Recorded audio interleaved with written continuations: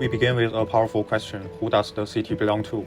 In most urban contexts today, development is driven by capital and institution. This often leaves behind the voices of those most affected. This project reclaims that question through decolonial practices, inviting marginalized communities to image and shape their own urban futures. And to explore this more deeply, we turn to the unique case of Amman. Amman is a city shaped by colonial history, refugee migration, and cultural diversity. Its development doesn't follow a linear path. It's layered, complex, and full of contradictions. This makes Amman an ideal place to reflect on dominant urban narratives and explore alternative futures. So why exactly do we need to decolonize these urban narratives in the first place? Urban planning still carries traces of colonial thinking, favoring control, uniformity, and abstract data over lived realities. Decolonizing urban narratives means redistributing power and bringing suppressed local knowledge back into the public dialogue. It's about shifting how we see, speak about, and shape cities. So how does this translate into practice on the ground? This project bridges theories and practice. It combines academic research, grassroots action, and pedagogy to actively engage with the city through methods like storytelling, participatory design, exhibition, memory walks, and community workshops. These are not top-down interventions but tools for co-learning and reimagining the city from within. The practice values feminist, inclusive, and localized approaches, turning Amman into both a set of resistance and a space of possibility. Let's now look at who is driving this work. At the heart of the project is Jacqueline Eldalala and her platform Makana. She blends academic work with activism and education, creating a multilingual, multi-perspective space for urban narratives. Her work challenges dominant urban trajectories by amplifying overlooked voices. But how does this work stay grounded in Amman's local context? Makana doesn't treat Amman as a testing ground. It's a living, breathing city. This work is deeply rooted in place, culture, and memory. Instead of scaling up with fixed models, this project builds context-sensitive methods in dialogue with local communities. And that raises an important question. Can such concepts be adapted elsewhere too? While grounded in Amman, this project's core ideas like co-creation, participatory design, and decolonial thinking are transferable. These methods adapt not by copying form, but by translating spirit across different cities, making the work both scalable and sensitive. And when these methods spread, they lead to transformation.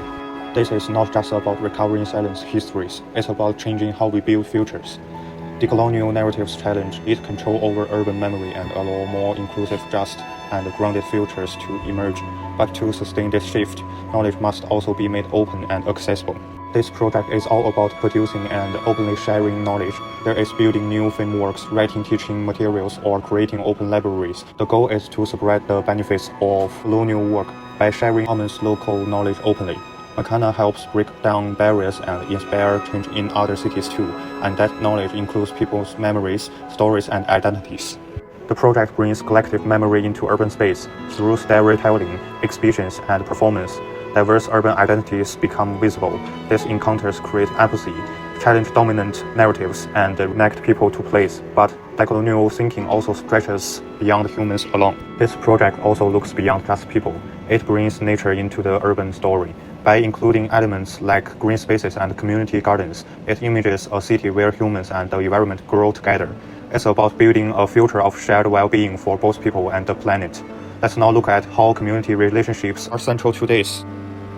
The project builds strong local alliance in Amman by working closely with communities and sharing knowledge. At the same time, it shares Amman's story more broadly, challenging outside narratives. It's a kind of rooted solidarity that sparks global reflection and reimagining. And within these networks, supporting vulnerable groups is essential. This part of the project focuses on empowering vulnerable groups. By encouraging residents to share their stories and organize together, it builds both social and emotional resilience. It helps people support each other and face urban challenges with strength and solidarity. But when should we act? Now or for the future? Actually, both. Makana combines academic research with real-world action. While doing fieldwork in Amman, they run workshops and courses to create change on the ground. It's not just theory. It's about making decolonization practical and rooted in daily life. But the vision doesn't stop there. It stretches into the future. This project isn't just about now, it's about the future. It deals with today's urgent issues, but it also works on long-term goals like building community capacity and sustainable relationships. It's a shift from short-term fixes to lasting change. To understand this change, we must look at the tensions it seeks to address.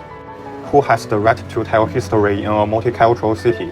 The tension between colonial heritage and modern urban development often drowns out the voice of minority groups. We redistribute the power of discourse through decolonized urban narratives, allowing overlooked histories and identities to resurface in the urban future. The city is not only a collection of spaces, but also a field where social, political, and economic forces exist. Our practice blends into policy regulations, promotes more equitable urban planning and resources distribution, and engages immigrant communities in shaping urban narratives. Colonization is not just a tool to reflect on history, it is a challenge to the social fabric of the present. By analyzing elite narratives and changing the way we plan our cities, together we can build an urban future that is diverse, inclusive, and truly belongs to everyone. This practice, rooted in the academic foundations of decolonization theory, social justice, and spatial rights. Each theory, each case, is our stepping stone to completing this video. This is the end. Thank you for watching.